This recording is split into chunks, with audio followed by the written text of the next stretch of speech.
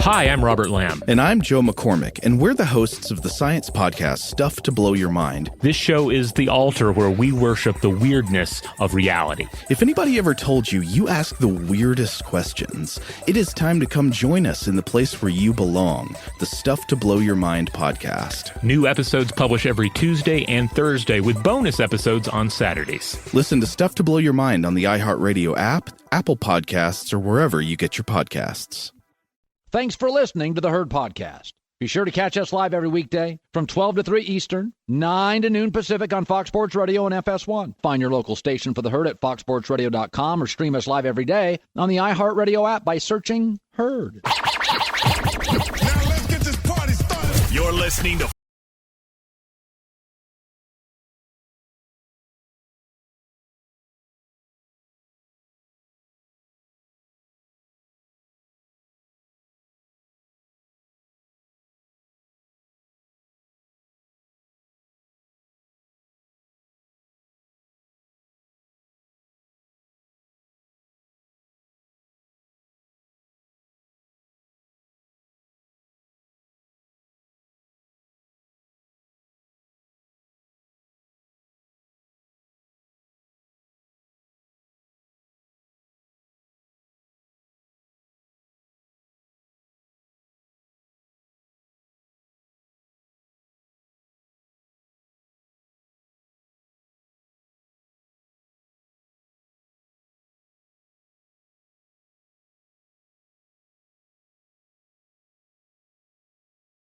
about it. And so Jack McCallum, we're trying to get on the show later. He's for iHeartRadio. He's doing a podcast on the Dream Team stuff. And, there's always been that long story about Michael Jordan didn't want Isiah Thomas on the Dream Team. And Isiah Thomas, as we found in the documentary, there were a lot of people that didn't like the Pistons' style of basketball or Isiah Thomas. Jack McCallum, legendary NBA guy for 30 years, covered it. Said, no. Michael did not want Isiah Thomas on the team, and that's that. Here it is. No matter what you heard, there was never much of a chance for Isiah Thomas to make the Dream Team. For this reason mainly, Michael Jordan did not want him. I wrote that back in 1992 because a source close to the situation, no, not Jordan himself, told me that was the case. But Jordan's reaction to the question, did you keep Isiah off the team, was either angry, no, dismissive, no Isiah questions, please, or coy, hey, I didn't pick the team.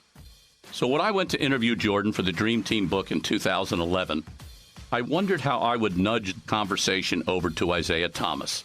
But against all odds, Jordan went there himself, suddenly and without warning. And when they called me to ask me to play, Rod called me and said, Rod, I won't play with Isiah Thomas on the team. He assured me, he said, you know what? Chuck doesn't want Isiah. So Isiah's not going to be a part of the team. If you didn't hear, he said, I don't want to play if Isiah Thomas is on the team. Yeah, so what? So what? LeBron James didn't want certain Lakers on his team 2 years ago and got him traded. That's not a 3-week exhibition. That's the league with a salary cap where you have to find other teams that will take the players. Michael was like, I don't like that guy. We got Stockton, we got Magic. I don't like him. So what? You have NBA stars now. When you have to, in the NBA, to make a trade, you have to find about 3 teams where the salaries match up. It's incredibly difficult for a GM when a player's like James Harden, I don't want Chris Paul here. What do? It's hard. They had Stockton Magic. Yeah, I don't like him. He tackled me for 4 years. I don't like him. Wouldn't shake my hand. So what? Folks, the Olympics was a trip. It wasn't about winning. They were playing Tunisia. They were going to win. The average margin of victory was 40 points. It was a trip. And guys on trips, I can't speak for women, but let me speak for guys. We've all done it. You're putting together a camping trip to Vegas, golfing trip in Ireland, and there's that one guy you're like, he's weird. I probably wouldn't want to be with him for 6 days. He's odd. Don't you think he's kind of strange? I've always had a rule with guys. You can't take 4 guys anywhere for any duration. You can take 3, but by the 4th, one guy's got a weird something collection. One guy will fool around. One guy will be inappropriate. One guy doesn't get the joke. You just can't take 4 guys anywhere. It's the 3-guy rule. You go to Vegas, one of them's really cheap. You can't buy a nice bottle of wine. One guy complains about money. One guy wants to go to bed at 7:45. One guy is rigid. Michael didn't like him on the team. By the way, Charles Barkley didn't like him either. And the next year, Charles Barkley won the MVP. So the guys with the talent, MJ and Barkley, at the time, 2 best guys, were like, no, we don't like him. There you go. Folks, I've probably known a dozen guys in my life who have started a company, right? Or you know, they're some are tiny. There's 4 people, 8 people. The 2 things guys look for: 1, talent. But a close second, and often first, is compatibility. It's called hang. Is he a good hang? This was a trip overseas, crammed in buses, 7-footers, dinner every night, lunch every day, practice every day. The games were not competitive. Like, there was one that was marginally competitive. This was, do you want to hang out with Isiah Thomas, who'd been part of a Pistons team that tackled people for 3 years?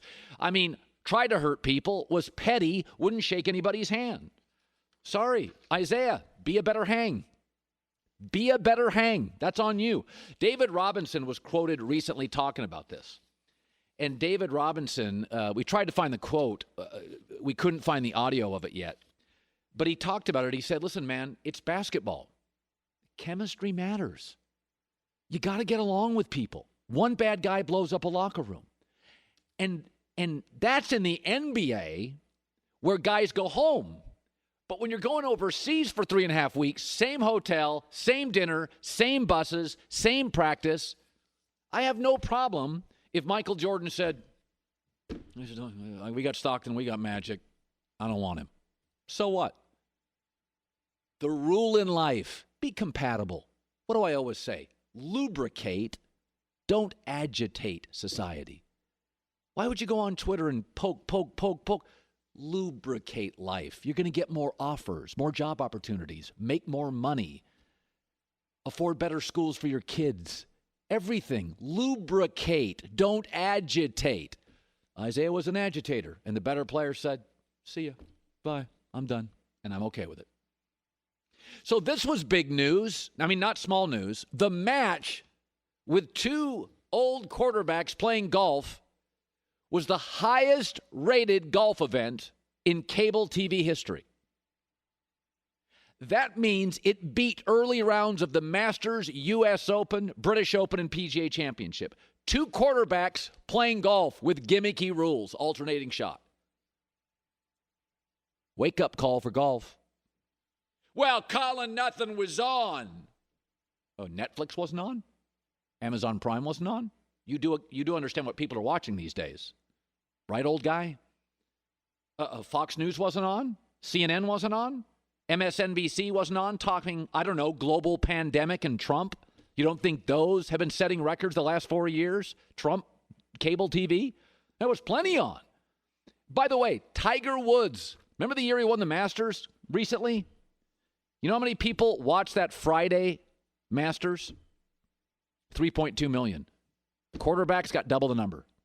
Old quarterbacks got double the number because they mic'd the players and they mic'd the commentators and they had on-course people talking. And here's all you need to know about golf. Here's all you need. And by the way, the Tiger Friday, they got 3 million people. And Tiger won, remember? And we love Tiger. It got half of what Sunday got.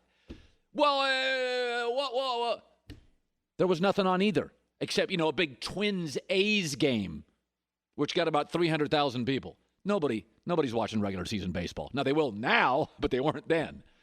The point in, big golfing events, big sporting events, it doesn't matter what's on. It's either engaging or it's not.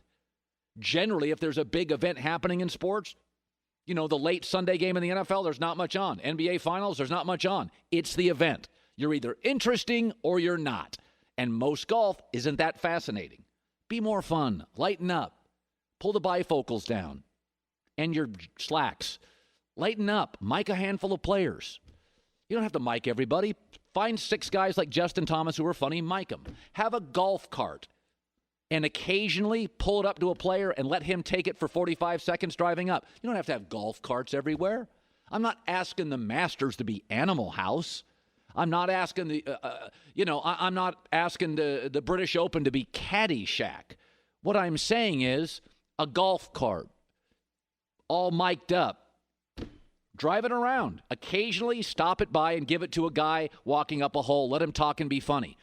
Golfers are unique. They're smart. They're funny. They've got opinions. They're political. They've made money. They've globally traveled. They're fascinating guys. Why don't I know it? Let me hear from them. I mean, golfers are usually globally traveling. They've tried different food, different hotels, different airlines, different cultures. Probably got fascinating stories. You're playing in Dublin, you're playing in Dubai, you're playing in Tampa, you're playing in LA, you're playing in New Zealand, Let's hear from them. Again, nobody is asking golf to turn into the Phoenix Open every weekend. Nobody's saying that. But here's all you need to know about golf.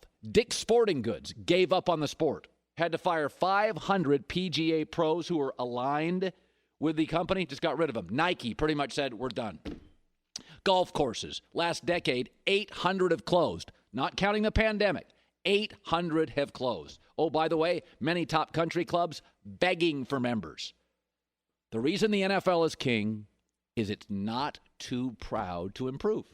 It's not too proud to go, college football does some stuff. That's pretty interesting on Saturdays. NFL goes, that Vince McMahon XFL thing, he hate me. We may not go there, but some of the camera angles, don't be too proud to adapt.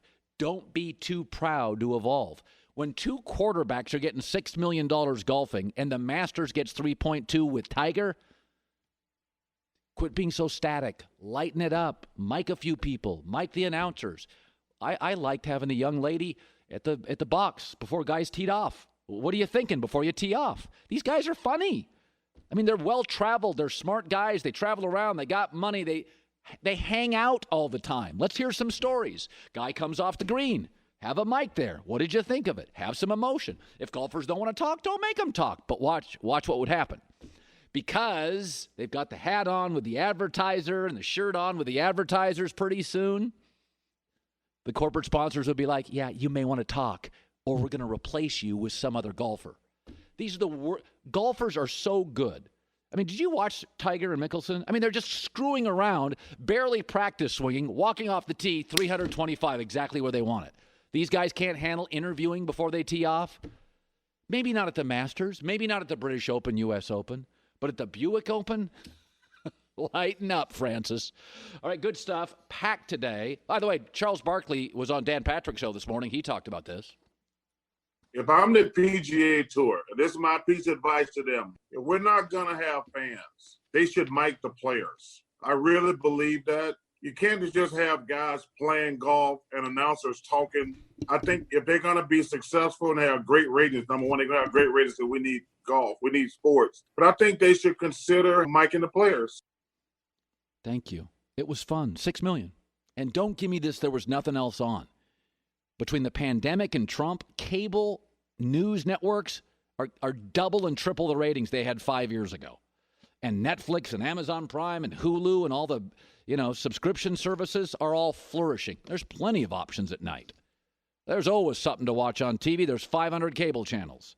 Good is good. Interesting is interesting. And it was.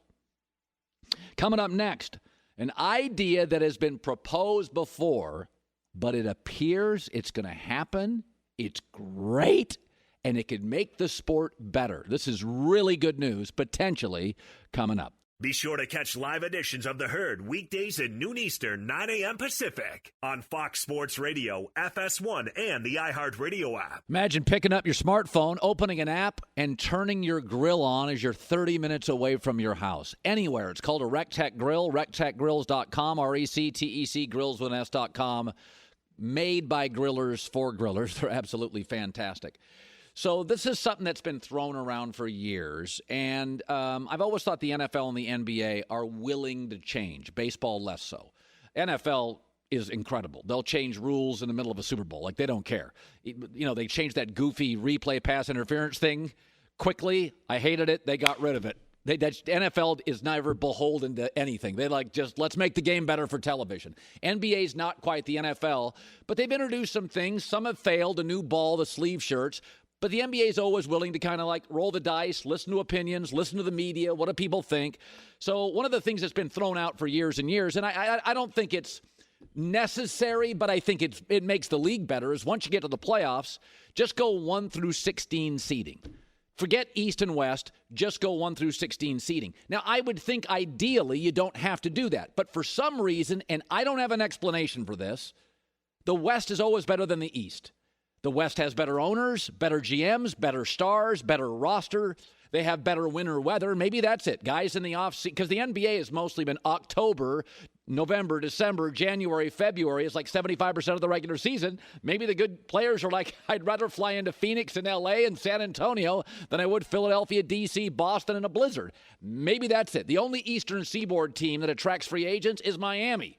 Great weather, aqua water. I've always thought weather has something to do with it. But, you take out Pat Riley, it's a lot of the GMs, they're all West, the good ones. The owners, the stars. 16 of the top 20 players, once again, are West. Since Michael Jordan retired, the East has 7 titles, the West has 14, and of the 7, LeBron's got 4. If LeBron had been in the West, it would be 21. Since Jordan retired, it would be like 19-2. I don't have an answer for it. The SEC dominates college football. I have an answer for it. There's more good high school football players in the Southern imprint. They care more. They're more passionate. They pay their coaches more. NBA, I don't know. So here's the 1 through 16. If you did it today and you reseeded the NBA, and Brian Windhorst reporting, a lot of people now in the NBA strongly considering a 1 through 16 format. I never thought it was necessary until about 5-6 years ago. You start looking at it, people talk about it, and you go, you know what? I mean, even if I give you the teams and the matchups right here, Bucks against Magic, that's East versus East, 1 versus 16. Lakers versus Nets, now that's a West versus an East. Clippers against Mavericks is 4-13, that's West versus West. Jazz Rockets, that's West versus West. Heat Thunder, East versus West. So it wouldn't change it dramatically, but over the course of time, you'd get more, I think, interesting and arguably fair matchups. And it's just the reality of it. The West, and I can't explain it, it's just for years. I mean, even when Michael Jordan was winning, you had the best team. The minute he left, it went back to the West. He stopped playing to go to baseball, it's Houston. And then he leaves Chicago, and it goes back west. It's the reality of the NBA. So college football's done this. When I was a kid, AP poll decided the national championship. Then I'm in my 20s and 30s, and it's the BCS poll. And now it's the Final Four playoff voted on by a playoff committee. Change. Get better. The sports that struggle with change, golf, baseball, have lost some connectivity to their audiences. So I think it's smart. I think it's, I don't, again, if Giannis moves west, like the rumors, turn the lights out in the conference.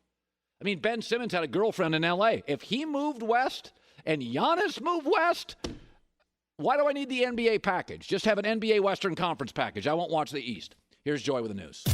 No. Turn on the news.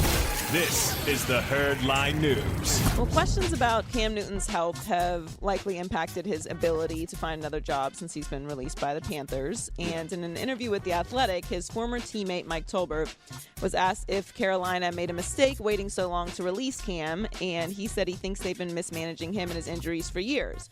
He said they've been doing him wrong timing-wise for the past 2 or 3 years. If you ask me, it goes back to his shoulder surgery. Everyone knew his shoulder was messed up, but they wait until the offseason to get ready to start having shoulder surgery. It makes no sense. Oh, how about that? Yeah, I had a GM tell me before the draft or free agency, he said, you just watch him throw the last 2 years. He doesn't look the same. Like, he just doesn't look the same. Well, he's got obviously a very unique body type for a quarterback. I mean, he's extremely big and muscular, and, we've kind of moved towards a more finesse style of play when it comes to quarterback. Obviously, you're still running. You have Lamar Jackson, Patrick Mahomes. You want to be mobile still, but you want to be mobile to the point that you can avoid hits and get out of bounds and get down. And we know that Cam takes colossal hits, and he has been banged up the past couple of years. He said, Mike Tolbert also said that he could tell on tape that Cam's injury last year was serious, and he doesn't think that Cam should have played week 1. So this is kind of the issue. It actually it actually kind of reminds me a little bit of Odell's situation. When you come into a season injured, you're going to leave the season injured. That's just how it goes when it comes to the NFL. You don't have enough time. Right. You can't take weeks off, especially a quarterback position, to rehab and get better. Like, that's not how it works. It's not like the NBA where you can, take a couple weeks off, heal up, and step right back in if you're the top player. It just doesn't work that way. I mean, obviously, Cam not being able to go out and meet teams has hurt his situation, but I also think that the market has hurt his situation as well. It's a saturated market when it comes to quarterbacks. So he's a star. He is coming off of injuries, and the market is full. I do think he's going to end up somewhere this year. Maybe he could use this extra time to heal up. It might not end up being the worst situation. No matter how you look at it for this year, though, I don't think that Cam is going to end up in an ideal situation unless there's an incredibly unfortunate injury very early on to a major quarterback. I'll throw one out. Kyler Murray runs around, small guy gets whacked. Cliff Kingsbury has to win games. That's a place Cam works. Like, to me, if you start lining them up, who's Arizona's backup? Nobody I know. Like, Kyler Murray's small and runs around. And unlike Russell Wilson, he got tagged a couple times last year. Yeah. To me, keep your eye on Arizona. Because that offense with Cliff Kingsbury, they like the movement part. And Kyler can move. Cam in Arizona feels like it would work. Yeah, I think he should go. Arizona's not an option I thought of, but that's a good situation, obviously. And you don't want. We're not talking about these guys as if they're going to get hurt, but it's just a reality of the NFL. At one point or another, someone is going to get injured. If they bring him in before the season, though, it should be in a place where, of course, it matches your starting quarterback the way that they play the offense, which is why I think that the Steelers are still a good option. But again, it's working against him that he can't go meet with anyone right now. So Russell Wilson's been overlooked a lot throughout his career, much to your dismay. Yeah. And Seahawks offensive coordinator Brian Schottenheimer thinks that he will turn that into motivation during the 2020 season. Unless you truly love the Seahawks and you watch the Seahawks, I think what he does just comes so naturally and easy that people underestimate him. And I know one thing, I am thrilled and excited about 2020 because I think the chatter about the MVP votes motivate him. He is ready to work. He's always ready to work, but he's the wrong guy to doubt, man. He is the wrong guy to say, nah, he can't do that, because he will carry a grudge and he will work his ass off to make it go. I don't know that people are necessarily doubting Russell Wilson at this point. There's three things that happen, and this happened to Tom Brady. A, you come into the league drafted beyond the first round. Second, third, fourth round. Brady like sixth, Russell third. First impressions mean a lot. Secondly, you come into the league with a great defense. Brady did, Russell did. Third, you have what's considered an elite coach, Pete Carroll, Belichick. If you have those three strikes against you, later rounds, great defense, Hall of Fame coach, you are classic. Well, I mean, it's somebody else's doing. Now, Patrick Mahomes comes in, doesn't even play his first year. But bad defense, like right, and first-round pick. That'll stick with him forever. Super Bowl or not, Mahomes is our guy. First-round talent. Now, he's got a good coach, but he was seen as a guy that had to carry an average defense. Right. When you get the three strikes against you, Russell and Tom, until Tom Brady beat Atlanta, we thought Aaron Rodgers was closer to the GOAT than Joe Montana. And then finally, Brady beats Atlanta. That great second half. We're all like, okay. Yeah, we all just stopped talking about it. Tom's really good. We all admit it. I think Tom got a little more credit than Russell before that Super Bowl, though, because Russell has never received an MVP vote, which is what Schottenheimer is talking about. Not a vote. I think that Russ has moved into a different space, though, because I totally agree with you about especially the defense part. For the longest time, it was, he's got Pete Carroll and he's got the Legion of Boom. And then the defense kind of went away. So there was a space there. It was like, I don't know, are the Seahawks done? Are they ever going to win again? And then they keep making the playoffs. They keep doing it. And every Russell year. is there every year making it happen. So I do think that he will get some MVP votes this year, especially after all that talk. So Jamal Adams wants a long-term deal from the Jets, but that doesn't seem to be happening anytime soon. According to Ian Rappaport, the Jets do want to give him one, but they also want to make sure the season continues as scheduled before diving into any long-term deals. There were also some rumors that the Cowboys would be interested in trading for Adams, but Rappaport says there isn't any traction on a trade to Dallas, and the Cowboys would need to get Dak's extension done before looking into signing any other player to a huge deal. He's got 2 years left, right? Doesn't he have 2 years left? Well, Peter King was on with us yesterday, and he basically kind of nixed this whole situation, like basically saying like this is the kind of player that they need to sign to a long-term extension. Like this is what the Jets need. They need franchise players. That if they're going to move off of anyone, it'll likely be Le'Veon, and they will keep Jamal Adams. I disagree with that. This is the NFL. The Jets sell out every game regardless. Like what they need is to win. And the question is, if you sign him for big money, can you fill the spaces to win? Well, yeah. I mean, but you are also going to have big playmakers on your team. That's always the balance, right? Like, can you fill in those other spots? Of course, you have to be an organization that can spot that talent that you can, put together. But you also do need franchise guys that you pay a lot of money to who can be leaders of that side of the ball. And that's what Jamal Adams can be. I mean, we all agree he's an otherworldly talent. Like, he's an incredible player. So how much are you really going to get for him to make it worth not paying him? Which is what Peter was saying. Like, are you going to get draft picks, like, and then risk that you blow that draft pick when you have a for sure thing in Jamal? I would kind of lean towards paying him if I'm the Jets.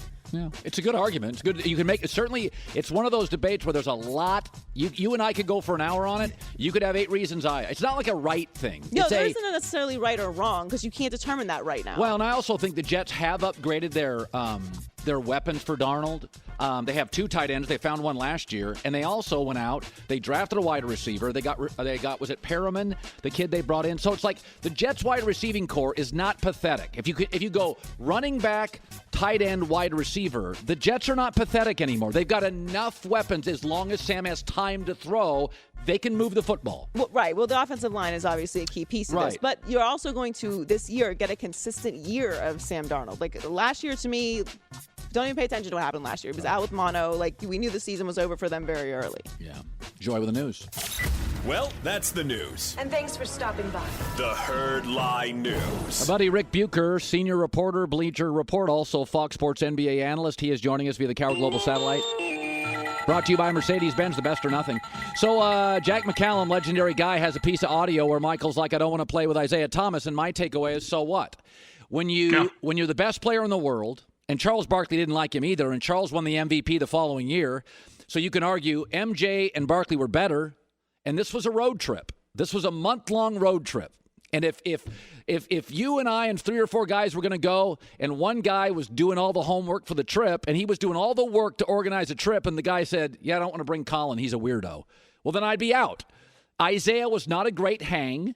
You had to be on buses together, trips together, dinner together, lunch together. You had Stockton Magic. So my takeaway is, so what? What if Michael said you're not coming? I don't lose any sleep on it. Yeah, the misnomer that's been created here is that the Dream Team was the best players either in the league at the time, or that it was the coronation of these are the greatest players. It wasn't that.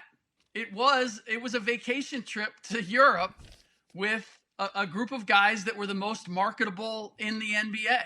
And that's how this was selected. If it was the greatest players at the time, I'm not even sure Bird or Magic make the team. They weren't all NBA. And by the way, Isiah wasn't either. These guys went gambling in Monte Carlo. Then they went to Spain. It was all about hanging together and the NBA reestablishing itself as the big dog on the porch in terms of basketball. We had been losing internationally, and they needed to put the NBA back up on top. So they took the most marketable players. They weren't worried about winning and losing. They knew they were going to do that. It was a matter of the impression that they made on the world about basketball in the U.S. And this is what I find fascinating about Isiah, because if you look at all of his attributes, good-looking guy, well-spoken, from the heartland, played in Indiana, 2-time champion, MVP, and yet he was not marketable. Do you know what his signature shoe was? It was Asics. I didn't even know that Asics made basketball shoes. So to have him on the Dream Team when you're basically going out, this was an advertising vehicle for the NBA. And then you have a guy who, one reason or another, you didn't mention Scottie Pippen. He's another guy. Just a lot of guys who were like, this is going to be awkward. And by the way, even before we got the clip from Jack McCallum's podcast, if you go back and you look at what Chuck Daly said when Isiah didn't make the team, he said, yeah, I really wish I would have loved to have had Isiah, Joe Dumars, and Dennis Rodman on the team. He wasn't stumping for Isiah and saying he deserves to be on this team. He took a very politically nuanced approach by saying, yeah, there was a lot of guys from the Detroit Pistons that I would have liked to have on this team. I thought that spoke volumes long before I heard Jack's recording on his podcast. Ric Bucher joining us. So the NBA comes out and says stories now the 16-team playoff where you have East and West playing. I've said to you for many times, we've talked on or off the air, for some reason the West has better owners, better GMs, better stars, better rosters, and they have forever. If not for Michael Jordan, the West would have just kept winning. I don't think ideally you want this, but I think in the NBA you kind of need it. I like the idea. Your thoughts on it? I'm intrigued by it. I don't know quite yet whether it happens or not. The mindset right now with the NBA is to look at this pandemic or the circumstances that the league is under and to say, look, let's not look at this as a disadvantage. Let's look at this as an opportunity to reinvent ourselves. What are the things that we've always been interested in?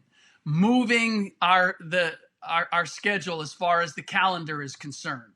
Having play-in games, reseeding or seeding and doing away with the conferences. So all of that is being discussed right now. And it's one of the things that I appreciate about the NBA, and particularly now, the ownership that you have. I mean, I dare say if you look at the three major sports, there are more new owners in the NBA than there are in any of the other sports. And they come with not just new money, but new mindsets. They're not beholden to the way the NBA has always done it. They're looking at it and going, how do we make this the best revenue producer that we possibly can?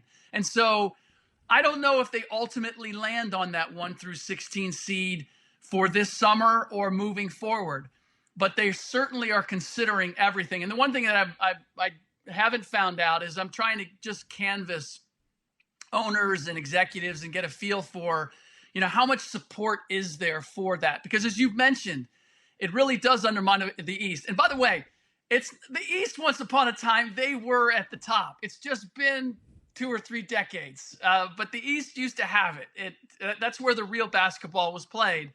It's just we've gotten a long ways away from that. And I do think that there is a danger in that everything would be tilted toward the western part of the country. And when it comes to TV broadcasts, that then becomes a problem in itself too. Yeah, TV ratings collapsed when LeBron came west. Okay, finally, you talk to players. We're hearing stories. We're going to have a season. Can you confirm that? And what are the players saying? What are their concerns? Yeah, I mean, number one, everything that I'm hearing is, and I kind of knew this once Adam left the back door open as far as, if there was a drop dead date at the beginning or that they had to be done by a certain time not to interfere with next season. The reality is you can't really function in your next season unless you complete this one for salary cap and financial reasons. So they need to find a way to put a bow on this year. That said, the players are open to coming back because they've got some revenue at stake here as well. But to go directly into the playoffs, they all understand that the injury factor is far too great to not have some sort of games. And that's really what the league is wrestling with at this point. It's Las Vegas is not going to be a site because it's just too difficult to handle all of the logistics and to make it a closed bubble, essentially. I mean, you use the Magic Kingdom in Orlando, you literally have gates to get in. And so they can control that environment, which is why I think it's going to be the solo site for this. You also take care of a broadcast partner in putting it there. But the players want something, whether it's play-in games, whether it's exhibition games, whether it's some, taking the playoff teams and having you can't even call it regular season games, some sort of game, some sort of competition, 48-minute competition, just to get their bodies back in tune. It's still going to be a rough go. It's still going to be some sloppy basketball. It's not what we're going to be. It's not what we're used to in seeing in postseason basketball. But the idea that you would go from training camp to playoff level competition, the players look at that and go, we're going to have soft tissue injuries left and right. We can't possibly do this. You need at least 3, 5, 7 warm-up games of some kind before you get to that intensity. Ric Bucher, good seeing you, buddy. Nice seeing you. Good to see you. Nice hair, by the way. Yeah, you must I'm be doing it that myself. Yourself. It's called the hand. That's what that's what I'm well doing. Done. That's what I'm doing these days. It looks like, thanks, Rick. Coming up next, Tua's going to start for Miami. How do I know? I'll tell you next. Be sure to catch live editions of The Herd weekdays at noon Eastern, 9 a.m. Pacific. Good to have you in. I have so much good stuff today. I don't even know if I want to use it. I want to save it for FS1. We're on FS2. Well, okay, I'll use it. Whatever. It's good to have you in. So there's a report now from Barry Jackson of the Miami Herald. He talked to people in the Dolphins front office, and they are more than willing to play Tua very early. He's not going to sit. They're going to just watch what happens. Therefore, he's going to play very, very early. This reminds me of, when LeBron went to play for the Miami Heat. It's Wade County. This is Dwayne Wade's team. They had 4 practices. It was LeBron's team because LeBron has it. And I have a rule on it. If you find a really good athlete, but you can explain all of them, he's a star. But if you have a really good, hardworking athlete and you can't explain all of him, he's a superstar. Derek Jeter, why is he so good with awkward throws? Patrick Mahomes, no-look passes. Why was Kobe such a great tough shot maker? Why doesn't anybody ever get a clean shot on Russell Wilson? Why is Brady better in the fourth quarter than the first quarter? Superstars. If I can explain all of you, even if you're really, really good, you're a star. If I can't explain all of you, Lionel Messi, how does he's a superstar. Mark Sanchez and 2 NFL quarterbacks have come on my show in the last 2 weeks. Mark Sanchez first. Listen to how he explains Tua. Sometimes he can't even articulate what he did on film, and it leaves you scratching your head because it's so good and so fast and so instinctive. You're like, well, how did you know that? And he can't really get the words out. Like, he doesn't even know. It's almost like he's processing what's happening physically in front of him. And in those nanoseconds, his body's already reacting. He's already making decisions that he didn't even know he could make that quickly, and he can't even talk about it. So I was like, what the heck is that? How did you know? And it's uncanny the way he does stuff like that. So it's almost like he's mentally twitchy. That's crazy. I've never been around anybody like that. Colin, he is an it guy. He has the it factor. I like how twitchy he is. He has really good base about him when he goes to throw all the time. I love that. He's very instinctual, a very instinctual player. That's something you can't teach or coach. The thing about Tua that you have to love is his competitiveness, but also you have to say, hey, my man, we need you on the next play. We need you the next series, the next game. Throw that boy away and let's live to play another down. He can't afford to have those injuries like he did in college, but that can learn with some knowledge and being coached the right way. But they both talk about it. They can't quite explain how he does stuff. It's like Jerry Rice is the greatest wide receiver in NFL history. Many think he's the best player. He's not the fastest wide receiver. He's not the strongest wide receiver. He's not the tallest wide receiver. He's not the quickest wide receiver. He's not the most athletic wide receiver. Well, it's Joe Montana. Well, that's interesting. We do homework on this show. Jerry had 92 catches at 40 years old with the Raiders. At 40 years old at wide receiver. Larry Fitzgerald is a former teammate of Y.A. Tittle. He's 37. Larry Fitzgerald, first year in the league, they didn't wear shoes. He's 37. Jerry Rice at 40 for a lousy organization at the time. They were good that year. He had 92 catches at 40. At wide receiver. Yeah, I understand the occasional right tackle, the occasional center plays late. quarterback maybe, 40, wide receiver, 92 catches, 1,300 yards. Nobody can explain Jerry Rice. I mean, when you can't explain stuff, that is all-time stuff. All right, coming up next, Danny Green of the Lakers stops by.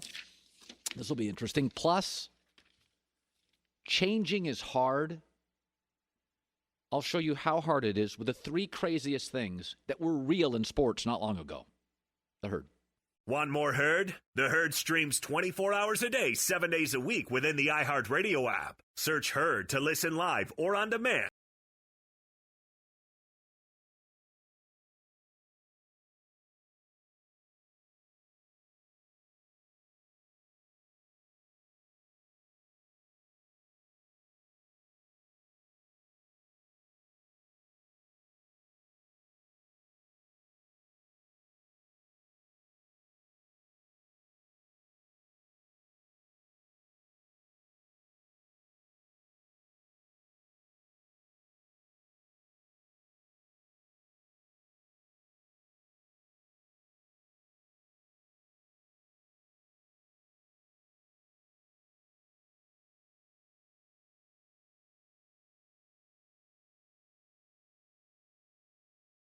Or you're not. It doesn't matter how many games go up against you. I mean, if you look at Fox's rating on Sunday for its NFL late games, there's 4 or 5 games going on. It still gets a huge number. Why? Because it's captivating. You put the Packers on against the Seahawks, it's captivating. The bottom line is golf was fun this weekend. They mic'd players. They had people talking up to the tee, off the green. They had golf carts. It was fun, and golf is, frankly, for purists, and it can get boring, rigid, and old. That's why we like the Pebble Beach Pro-Am. That's why we like the Phoenix Open, the Ryder Cup, cocky, trash talk, fun, players mic. That stuff, it works. But I understand that change is hard, especially for older people, and golf has a older demographic that loves it, follows it. And so, 16 to 27-year-olds, the viewership numbers for golf are not huge. NBA, they are, not for golf. So it's 55-plus that watch it. And golf is reluctant to make changes. But change is hard. I mean, I'm going to give you 3 examples of things that existed for decades. The NFL loves change. They had goalposts, metal goalposts, in the end zone in the late 70s. You know that place where guys are running around full speed? They had goalposts in the middle of the end zone. Players regularly, 2 of them, running into them. Let's just put some thin pads on it. Players were getting hurt regularly running into end zones. We had a Super Bowl. Washington, Miami. Ball's knocked down by... I mean, look at the video. It's laughable. It's a disaster. It's insane. This is not black and white video. It's in color. And the NFL finally changed it. How about baseball? Yankee Stadium, I'm not joking, had monuments in the outfield for years, in the 70s. Damn, I missed that ball. I ran into a statue of Mickey Mantle. Big blocks of granite in the outfield. Again, not black and white video. It's in color. It's absurd. Oh, I almost had it. Broke my rib cage running into Babe Ruth. It was in the outfield at Yankee Stadium. Look at this video. And oh, by the way, in the 70s, many hockey goalies still didn't wear masks. The puck goes 100 miles an hour. People have been injured in the stands 70 feet away from where a goalie sits. It wasn't until 1959 a goalie said, we should probably put a mask on. He was chided and shamed. They said he lacked courage. Look at the video. Look at these pictures. It looks ridiculous. No mask for a hockey goalie. A goalie. So change is really hard. I can't speak for women. I think women change more easily than men do. Maybe men have always had more power in society, and they get their little fiefdom and their little real estate, and it's mine, and I'm not changing, and I got my country club, and I got my... Put shorts on some golfers. It's 150 degrees in Tampa. Put some shorts on. Mic a dozen guys. Couple of golf carts. The players don't have to all have them. How about one golf cart occasionally? Every couple holes, you put a golfer in the golf cart, you drive them to the hole. Golfers can turn the mic off if they don't want to talk. You have somebody at the tee box before they drive, somebody off the green after they putt. Golfers have personalities. It'd be nice to occasionally see them. Let them. I thought Brady and Mickelson and Tiger, it was fun. These athletes are well-traveled. I wanted to meet these guys. Well, also, golf inherently feels like such an exclusive sport. You can't just go golf. You got to have clubs, and you got to go to a golf course, and you have a tee time, and you have to wear certain clothes. So there's a rigidity to it anyway that isn't relatable to a lot of people. I mean, I don't know, lots of people who've never even been on a golf course before. Yeah, I've never golfed. I've been on a golf course before, but there's an exclusivity to it too, and that match removed that. It brought you inside of what goes on in a space where a lot of people don't have access to. Especially a beautiful golf course. And it felt relatable. It felt like this. This is something I might actually like doing. Yes, that's exactly right, Joy. When you watched it, the medalist is this. You can't afford to get into it. Right. First of all, even if you could afford, they won't let. I mean, a lot of these golf courses, you have the money, they won't let you in. Bill Gates has been turned down to golf courses.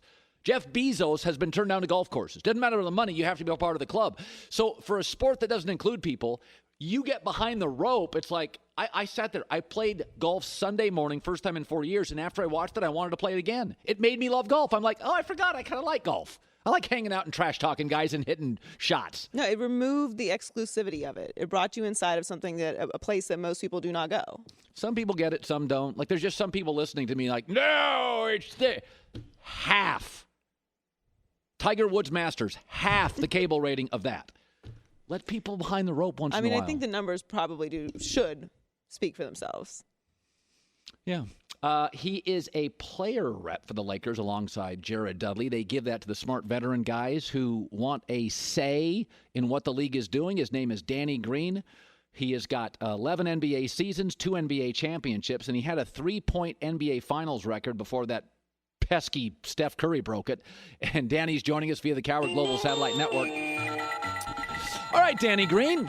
This is a good guy to have on. Here, you are a veteran NBA guy, a player rep. You know the issue. So let's start with this. How long, Danny, you're a guy that's always been in shape. You play deep, you play both ends of the floor. But how long would it take you if the league said, okay, practice today? How long, Danny, would it take you to get in shape? For those that are, actually staying in shape somewhat individually, because there's nothing that can simulate 5-on-5. But for us to get into 5-on-5 shape, I would think it'd take at least 2 weeks for guys to get into playing shape. Those who are not able to get into any type of gym or use any type of, weight room equipment aren't, as fortunate. I've been lucky enough to, find some places to work out and get some equipment. They're probably going to need at least, 3 weeks.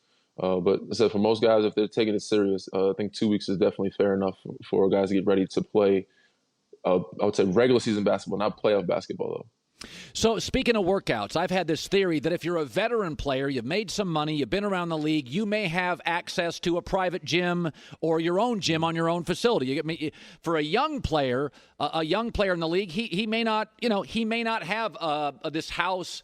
So there's been stories that you're working out with LeBron James. So is that true? There's a lot of stories out there, man. I think LeBron is quarantining and social distancing himself as best as possible, like most people are. So no, there is no truth to that we're working out in groups right now. But we are, a good amount of us have been able to find some private gyms and be able to get some weight room equipment to our homes. So unfortunately, a lot of us in the NBA, not just veterans or young guys, but everyone, don't have access to a gym. We don't just have gyms connected to our house. We don't have weight rooms connected to our house. So we have to kind of wait, just like everybody else, waiting for packages every day, waiting for shipments, waiting for weight stuff to come in to work out in my house, in my garage. But outside of that, I've been lucky enough to meet and know some people close by locally to find a private gym to go get some individual work in by myself. But group work has not started. But I know that LeBron's working out more than anyone else, more than ever, staying in shape because he's always ready. I have no worries about my teammates. Most of my teammates, I think, are veteran and experienced and know what it takes and knows the bigger picture here. And it will be ready for when the time comes when we return. Now, there are people, I'm one of them. I think, listen, let's just go to the playoffs. Get these guys in great shape. 3 to 4 weeks, get you guys. Maybe you could have some inter-squad games, but let's go to the playoffs. Don't waste my time. I know who's good and I know who's not. Do you believe as a player rep, could you sell that the season's over for 3/4 of the league, let's get the top 16, let's go? Are you cool with that? I don't think anybody's cool with that. Just to get into that type of intense atmosphere right away, even though I said we're going to be playing without fans, it's still going to be intense. We're going to need at least, 5. I think most people around the league and around the world can agree that we're going to need some exhibition games. And I think we're going to need at least 5 exhibition games just to get ready or into that mindset, that atmosphere of being on that high intense level of playoff type basketball. Okay. So let's get into this. There is a proposed change. And one of the things I think the NFL does real well, they're always willing to change rules to make the TV product better. The NBA, baseball's not. NBA has made some changes. Some have worked. Some, a new basketball years ago, have not worked. But I'm okay with people trying new stuff. I like that. So there is a proposal out there, is that we're going to reseed it. 1 through 16, doesn't matter East or West. We're going to, and this is, Adam Silver's like, you know what? Let's make our game better. Let's not worry about East, West. Let's just go 1 through 16 and seed it. As a player rep, you like the idea of that or not? I think any player and player rep is like an idea of any type of basketball. It doesn't really matter. As long as we're out there and be able to play again. And of course, for the fans, I think it'll be more fun and more entertaining. So it's an interesting concept that I'm open to new ideas like you are. It may not be great. It may turn out great. But I said I'm open to it. I think most guys are open to it too, just because they just want to get back on the court. So we'll see how it goes. We'll see what happens. I don't know any specific details for sure. Nobody does. We're hearing it day by day, just like you guys are.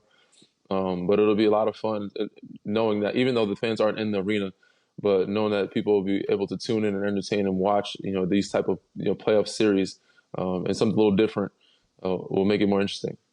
It's interesting. You have a unique position. You played with LeBron. I almost don't remember this, as a rookie. So he was right out of high school. Now, I do remember his first game. I remember the highlights. He was in Sacramento, and he had like 20 points, and he was really, really good because I remember seeing highlights. I didn't watch it live. I don't think I could see it live then. But you played with him as a rookie, and now you're playing with him in year 17.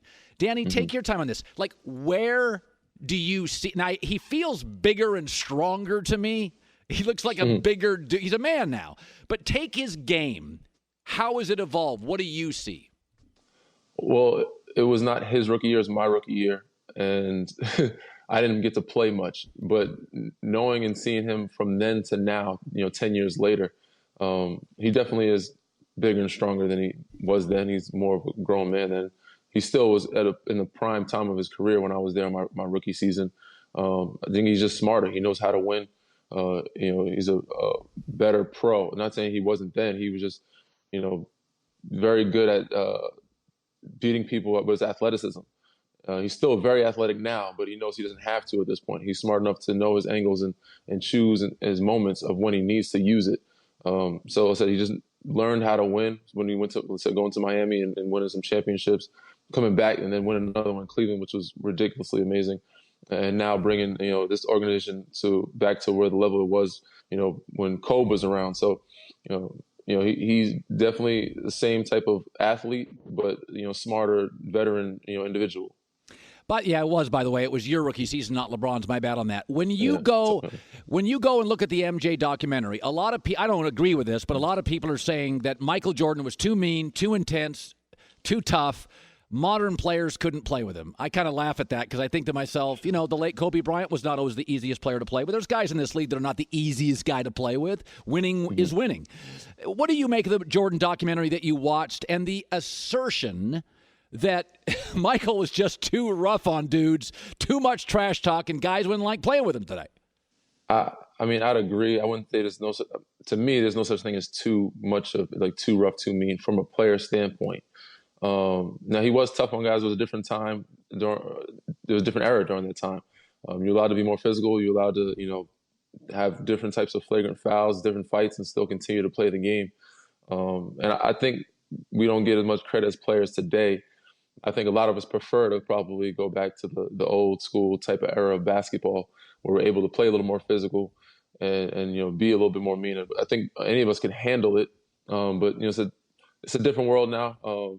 It's a little softer all around, not just the leagues, but I think most guys can handle it, and I don't think I said Mike was tough, but I think most guys could probably play with that. Some guys probably wouldn't want to, but I think when they understand the bigger picture and able to succeed and win a championship, they'll be fine with it. So I don't think Mike was too anything, but it is a different breed. It's an older breed that most guys are not used to or have ever experienced. Well, you know what I think it is, Danny? I think when leagues are smart, they build their rules to help the most skilled players. And I don't think tackling in basketball is good. For sure. Agreed. And it's more of an offensive game now. So people want to see more scoring. And that's why there's less physicality, more fouls, more free throws, a faster paced game, more threes, which is fun. But as a guy like myself who considers himself to take the defensive end of the floor pretty seriously and a decent defender, I would like to be able to have some more freedom on that end and not be called for certain things. I think everybody that plays or takes pride in their defense would love to be able to, play some of that old school basketball. But, it's an offensive player's game today. I was thinking about this. I could make the argument that the Lakers, you guys got a great break. Because as bad as the virus is, it has shortened the season. And veteran teams, you guys know the playoffs. LeBron's been in them. You've been in them. Rondo's been in them. The regular season for older players wears a player down. We're going to get into the playoffs. You got high IQs, veteran dudes, well-rested. You've played in big spots. That in a weird way, this shortened season, I could make an argument. You guys are the second oldest roster. It plays to the Lakers' strengths, arguably more than any team in the league. Your thoughts on that? For sure. I think it helps not just us, but every team. Most guys get burnt out. Most teams do. I think in our case, it helps us to a certain extent, but it's at a point. I said now that we're so far out that it kind of hurts us a little bit. It hurts most teams because of the rust and because of the chemistry we had when we were rolling, doing pretty well at the time. It could help us the first, couple weeks or a month or so. And I think, we only had 19 games left. Most teams had probably between 16 and 20 games left. So I think the extra 9 games or so, I think 10 games would have been great for us if we would have kept in that same direction. But outside of that, there wasn't a lot of games left that we could have been burnt out. And I think the depth of our roster made it easier for us than most teams to be able to last a full season without getting burnt out. Yeah. By the way, you've had a career where you've played in different spots, and you're always relied on to hit the big shot. Danny Green is the guy that can play both ways. He can hit the big shot. And for whatever reasons, veteran players just take over the playoffs. And listen, it could just be nerves. I mean, it's a humongous stage. Why are you so comfortable, and you have been since San Antonio, and you played there for 8 years. Why have you always been so comfortable hitting big shots in the playoffs, the conference finals, big games? I think it's just something that you have to be able to get used to and grow up into. And I was lucky enough and fortunate enough to play with the Spurs. We're in the playoffs every year, playing in big games and being trusted to take big shots, not just in the playoffs, but before that in the regular season. Once you're adapted into that and used to it, it becomes easier to just, drown out the crowd and drown out the situation.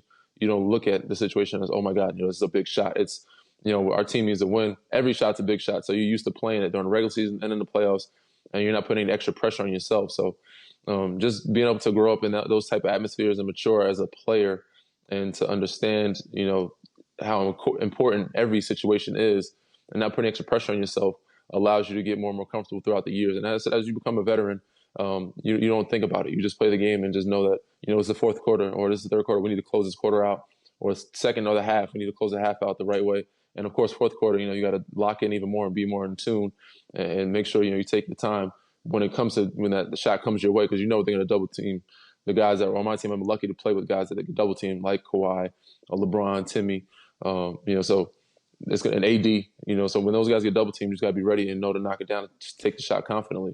By the way, you and Jared Dudley play our reps. I know Jared very well. Very good guy. Very great guy. He's very funny. He is he's a very, very funny guy.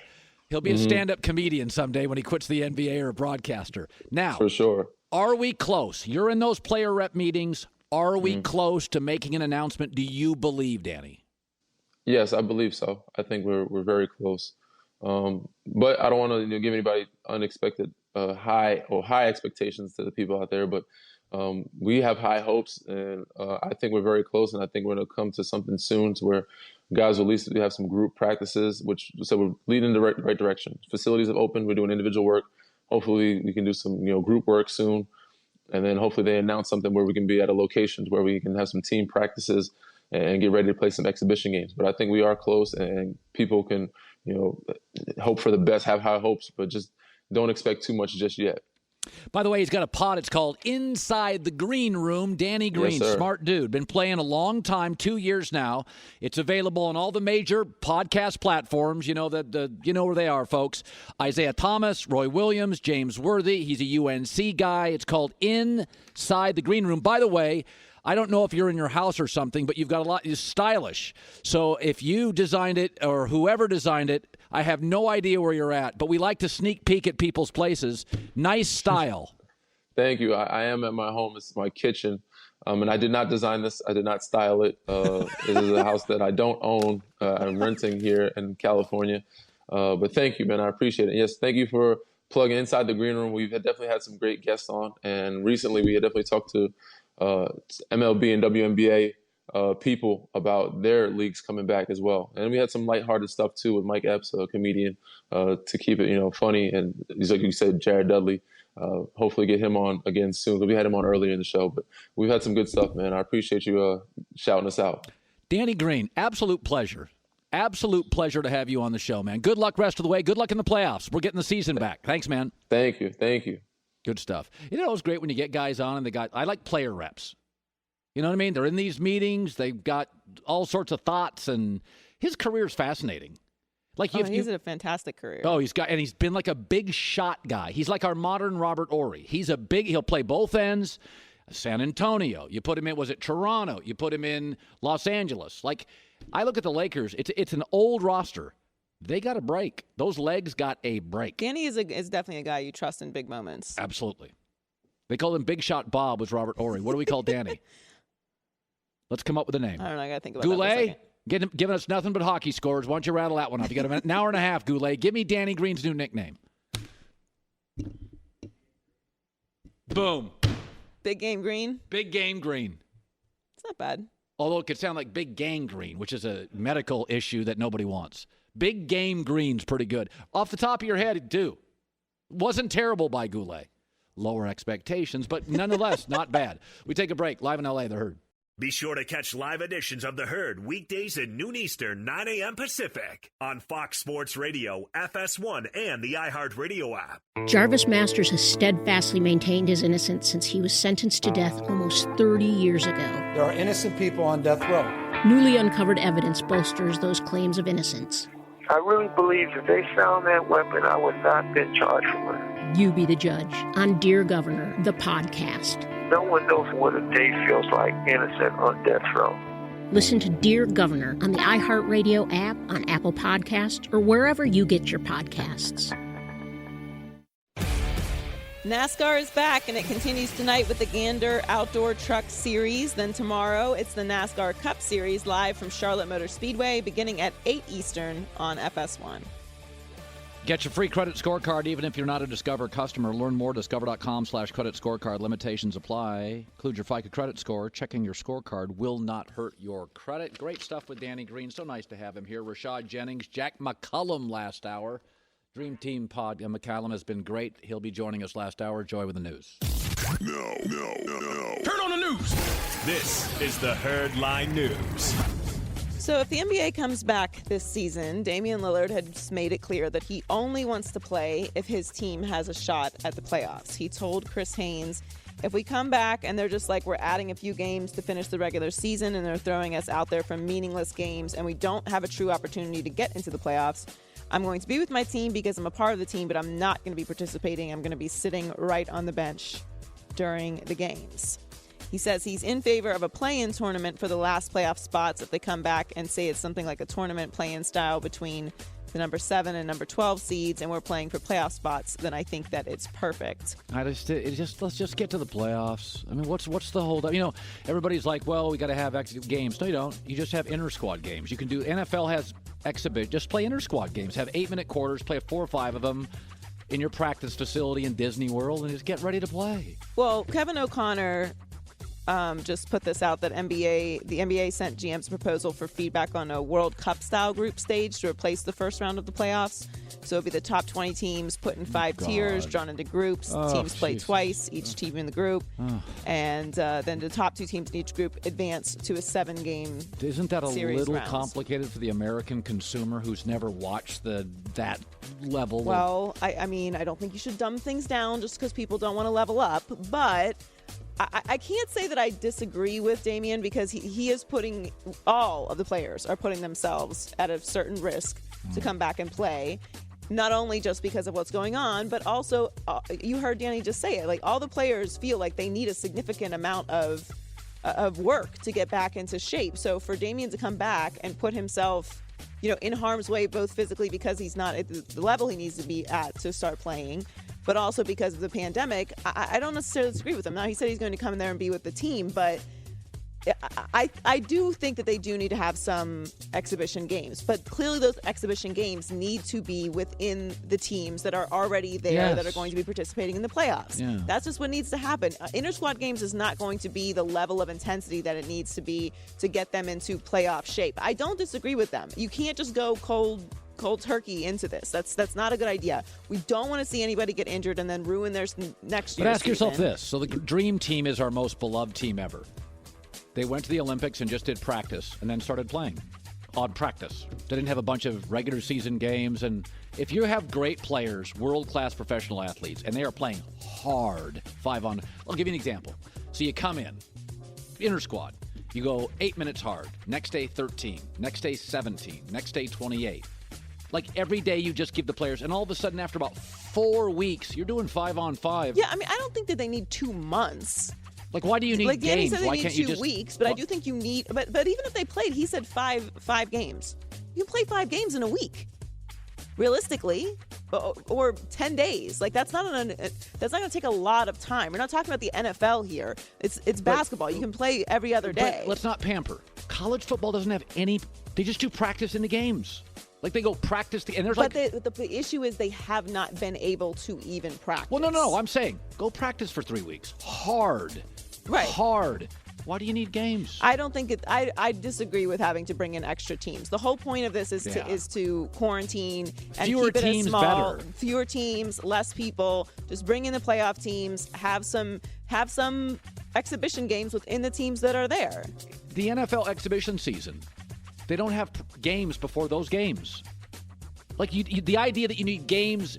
We all, high school, college, you practice hard, and as camp goes, you practice harder. And then you have scrimmage, like USC football. And then they go right before the games, they have an inter-squad scrimmage where they hit. Then you have a game.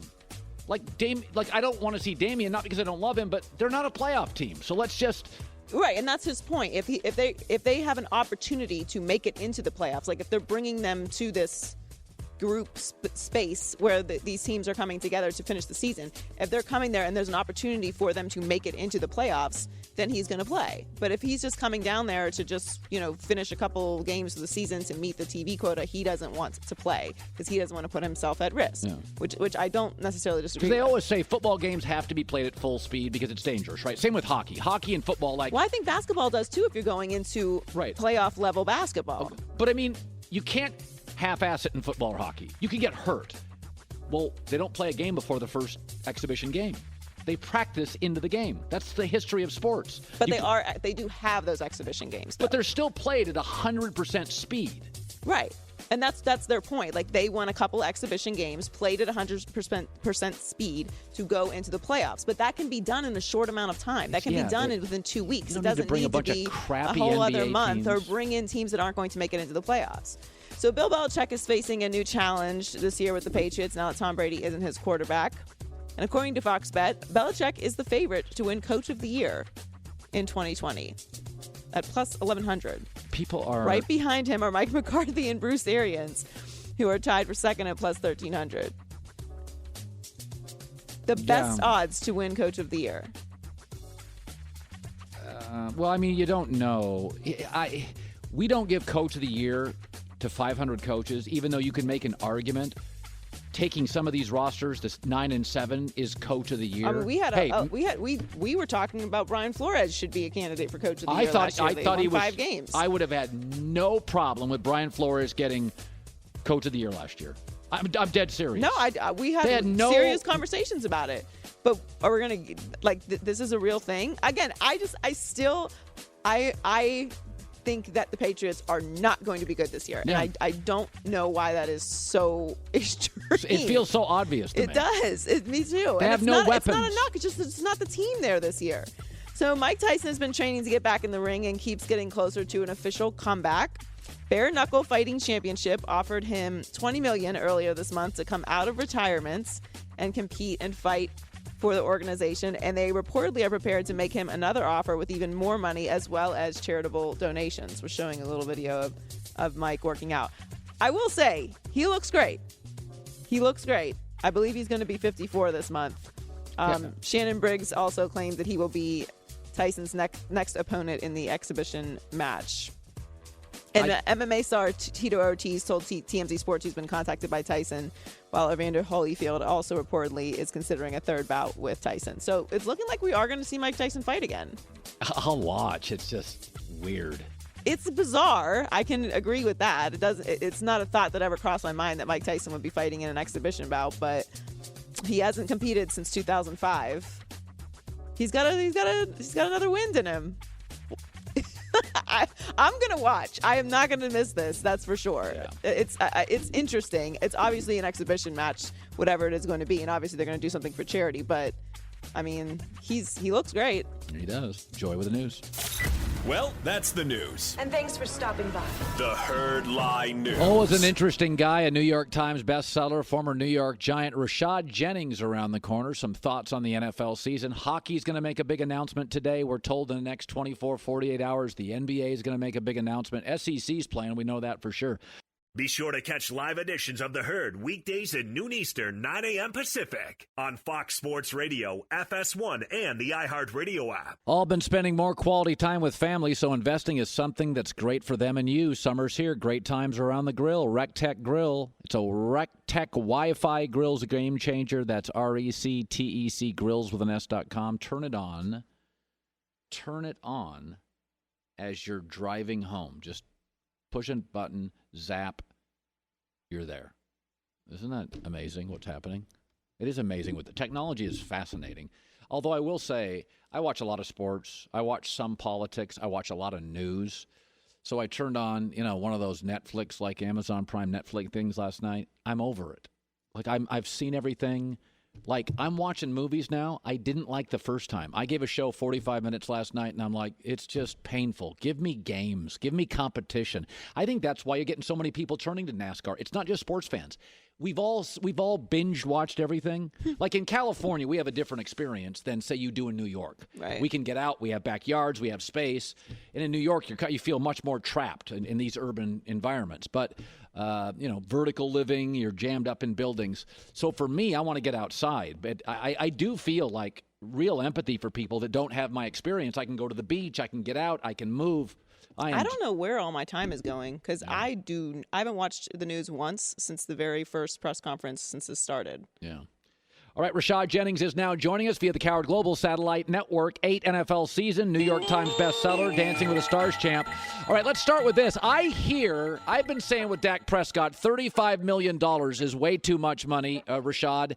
You disagree. Why are you supporting Dak at $35 million, which seems like more money than he's worth to me? Well, I mean, first, I'm going to start off by saying I ain't going to say I agree or disagree, but I totally understand why he's holding out right now. And he should.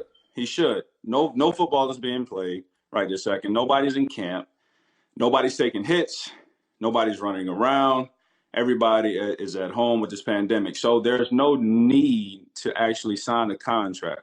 So you are in a pocket where you should fight for as much money as you can. As a matter of fact, I believe Dak is probably trying to set the bar for the rest of the league. because to me, he's not the best quarterback in the NFL, but if he is getting the highest paid money at the quarterback position and in the NFL while not being the best, he's setting the bar for everybody else to break the bank even more. So is that how most players think? Like you just got to fight for your money? And what's the balance between fighting for it and then holding out?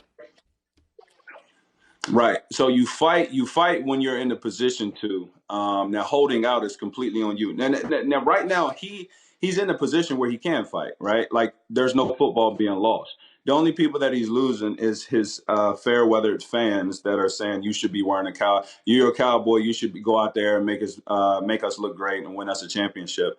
But at the same time, and I get those fans and I respect it. But at the same time, Dak is going to push it until the limit, as he should, right? Because when football starts, that's when he needs to show up and play. He doesn't need to show up and play right now. And until then, I don't see why he should be out signing a contract that he feels he isn't getting his full value at.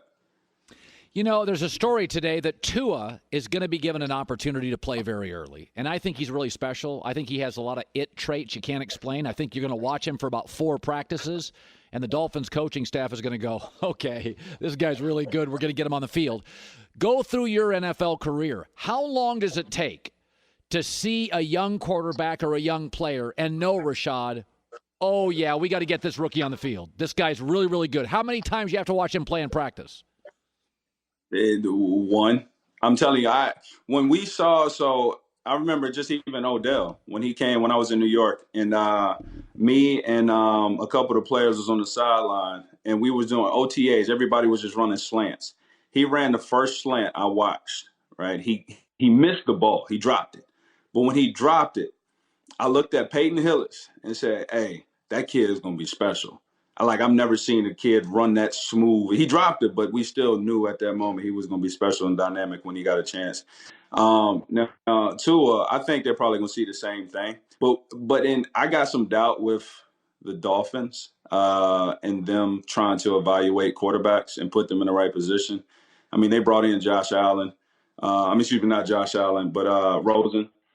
Brought in Josh Rosen, a first-round draft pick, and couldn't do nothing. They let go of Tannehill because he, I guess, wasn't good enough for them, but he goes to the Titans and marches them down the playoffs. I got some doubt in them evaluating the quarterback position. But I think they got 2 guys they're going to be able to play with because I like Fitzpatrick. I think he's very underrated. I think you can win with him. He's just one of those guys that you just want on your team. So I think Fitzpatrick is going to be happy to help Tua become a dynamic player in the NFL like he can be. By the way, a GM anonymously said yesterday, 3 minutes left, he said Cam's decline physically is obvious. Do you think that's why nobody's given him a shot? Nobody. I would say no, because his decline is still above everybody, a majority of other players. So I wouldn't say it's that.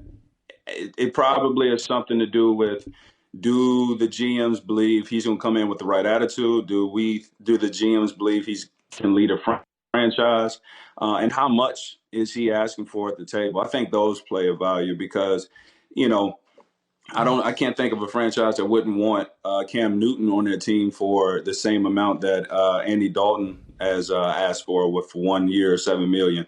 If you can tell me that there's no teams that will want Cam Newton 1 year, $7 million, I would say you're tripping. I honestly think this, Rashad. I think GMs want a certain personality at quarterback, and they'll give Jameis and Nick Foles and Marcus Mariota a shot.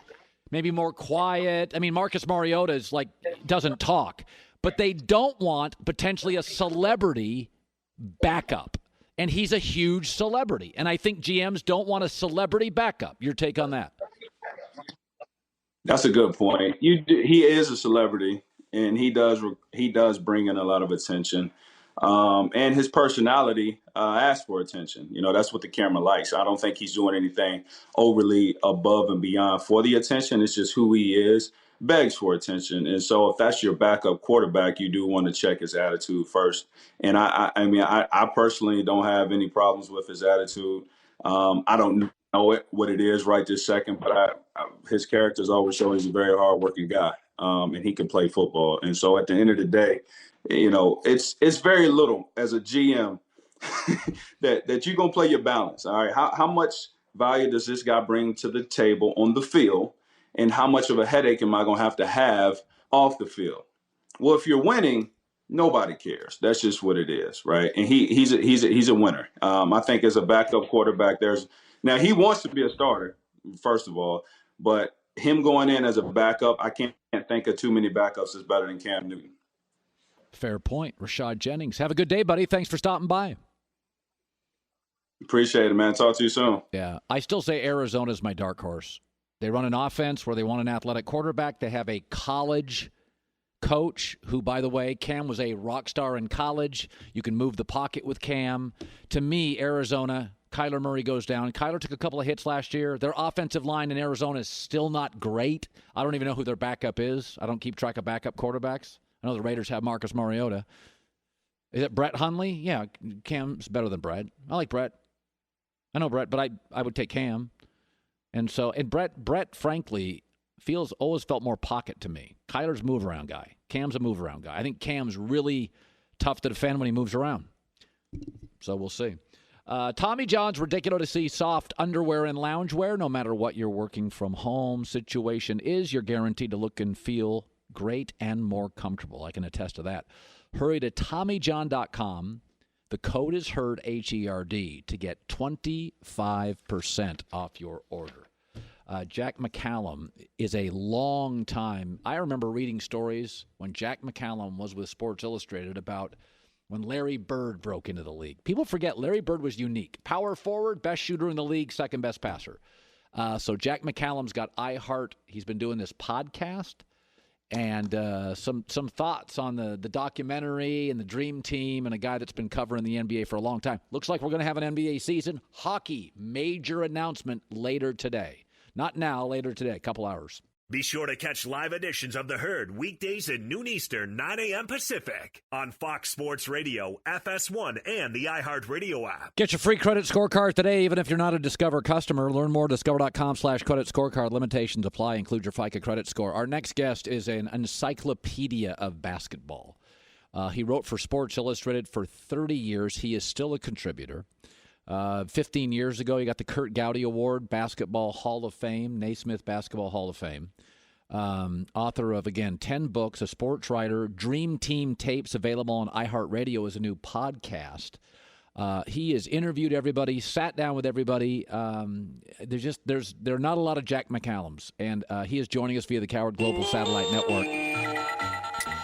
So, it's funny watching the MJ documentary, Jack. I don't know if I learned a lot, but it did amplify what I knew. And there were some little secrets. And listen, I love Michael, but he's competitive, Michael Jordan.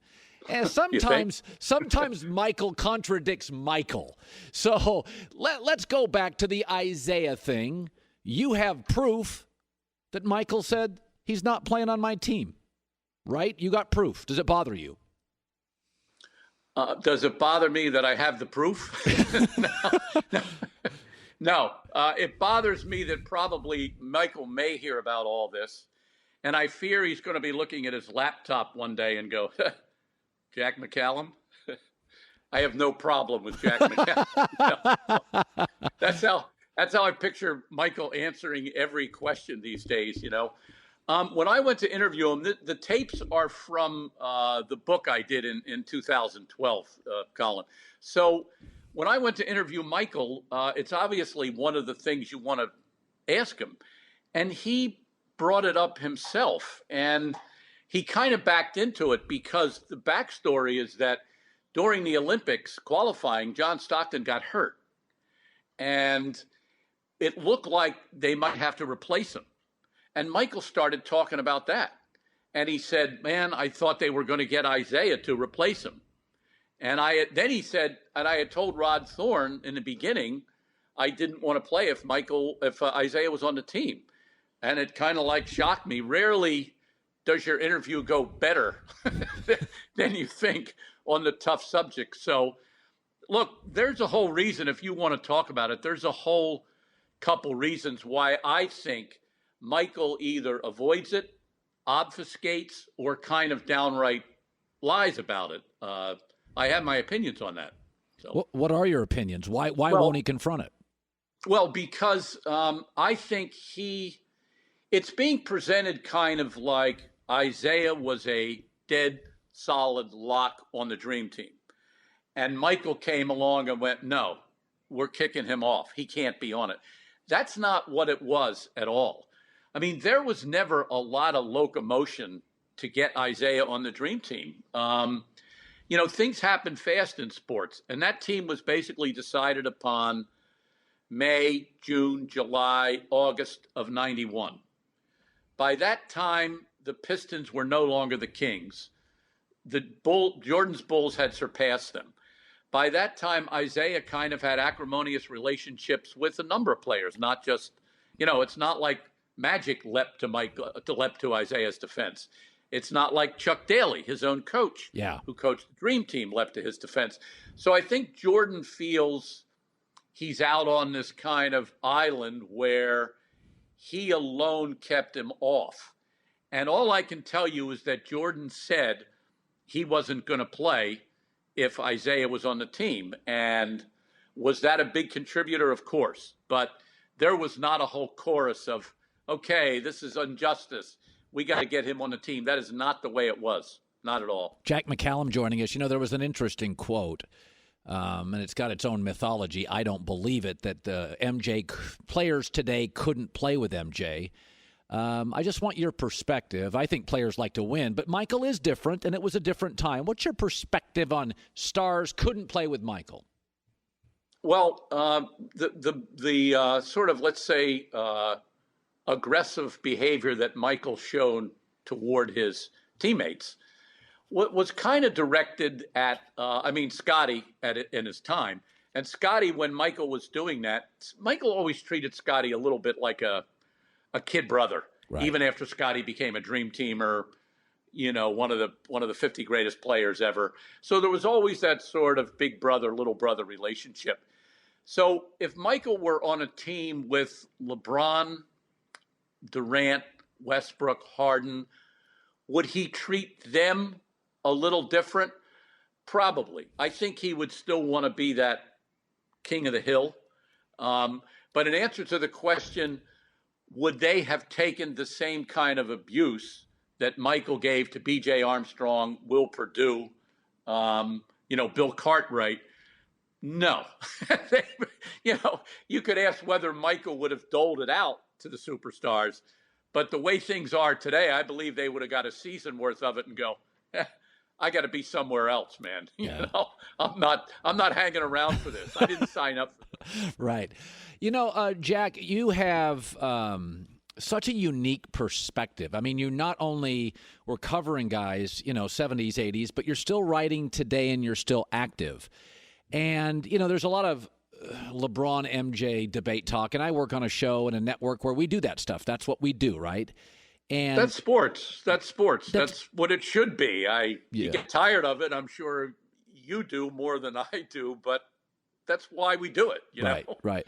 LeBron is the great Swiss Army knife. I've said that before. He does more things well than anybody I've ever seen. Michael's the greatest individual, offensive, defensive, relentless player, but they're both legends. But when you go back to when Michael came in and when LeBron came in, did you suspect Michael would be this good? Did you suspect LeBron would be this great?